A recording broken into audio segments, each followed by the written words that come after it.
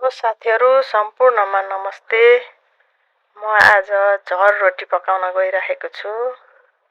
झर रोटी पकाउँदाखेरि पहिला तर जम्मा गरेको थिएँ, त्यसलाई फिटेर नौनी घिउ निकालेँ।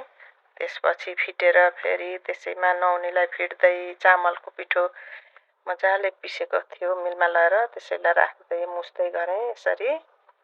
त्यसपछि मुछिसकेपछि डो बन्यो हेर्नुहोस् साथीहरू, यस्तो राम्रो बन्यो। त्यसपछि अब ताई बसालेर रोटी बनाउन गइरहेको छु यसरी। ल हेर्नुहोस् है, मैले यसरी पाल पारेर रोटी कति राम्रोसँग बनाइरहेको छु। मेरो तरिका यस्तो हो है साथीहरू। अब हजुरहरूको तरिका त कस्तो हो थाहा छैन, अब हजुरहरू आफै तर्क दिनु होला। ल हेर्नुहोस् अब कसरी पाक्छ। ताईमा राखेँ अनि त्यसपछि मजाले फुरेको छ। फुर्नी झर भन्छन् यस्तालाई।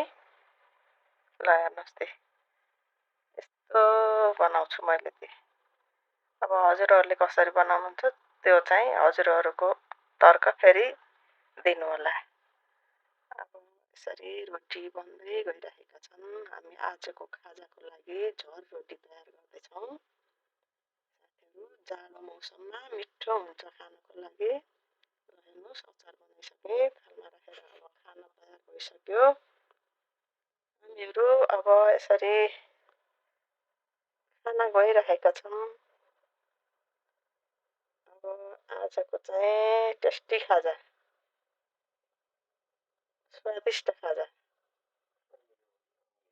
ठुल्ठुला अब हजुरहरूलाई पनि खान मन छ भने आउनुहोस् है हाम्रो घरमा, निम्तो छ। ल है साथीहरू, अब मैले तयार गरिसकेँ। अब खान थालेँ। कस्तो छ, स्वादिष्ट छ। वाउ, मिठो छ है साथीहरू। हजुरहरूलाई कस्तो लाग्छ हेरेर कमेन्ट दिनु होला। हस् त ल।